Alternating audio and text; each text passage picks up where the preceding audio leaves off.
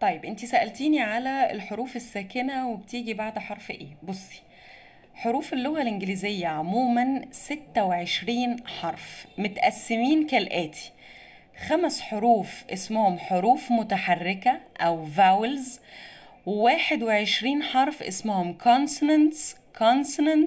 consonants أو حروف ساكنة.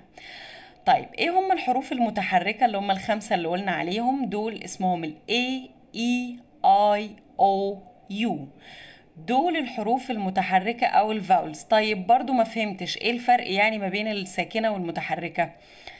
الحروف الساكنة والمتحركة الفرق بينهم بيبقى في حالة ان الكلمة جاية مفرد، يعني حاجة واحدة بس، قلم واحد بس، قطة واحدة بس، شجرة واحدة بس.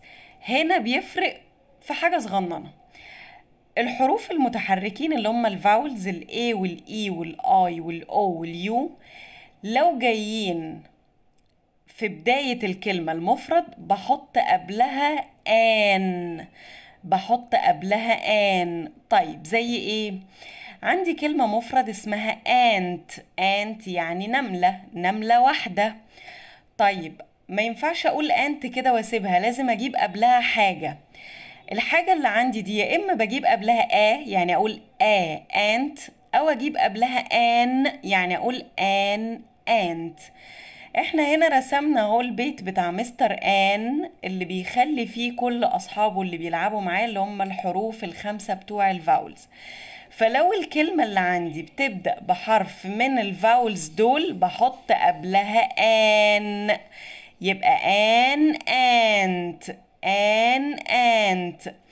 طيب كلمة زي كلمة egg يعني بيضة، بيضة واحدة. طيب أولها إي، الإي دي من أصحاب مستر آن أهي، يبقى لازم أحط قبلها آن فبقت آن إج.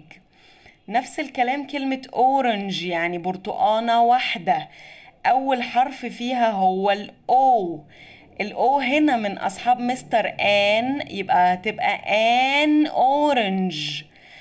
طيب لو كلمة زي تري أولها تي، هل التي هنا من أصحاب مستر آن أو من الفاولز؟ لا، يبقى هقول تري، شجرة واحدة.